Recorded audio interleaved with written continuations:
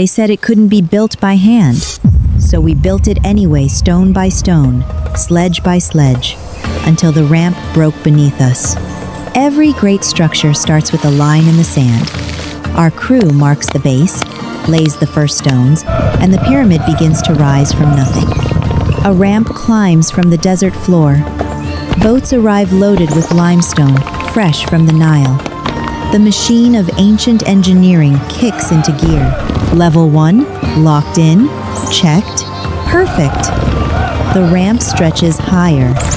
The real climb is just beginning. Level 3 calls for the biggest block yet. The rope teams strain. The ramp groans under the weight. And something's about to give. There it is. The beam snaps. The ramp shudders. And in one heart-stopping second, the block breaks free. Workers scatter.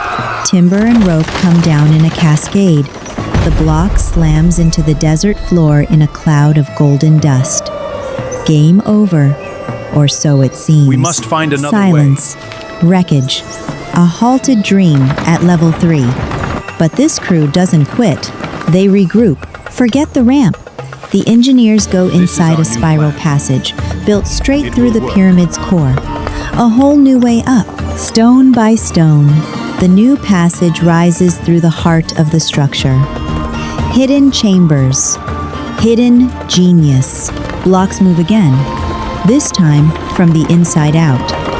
Level 4.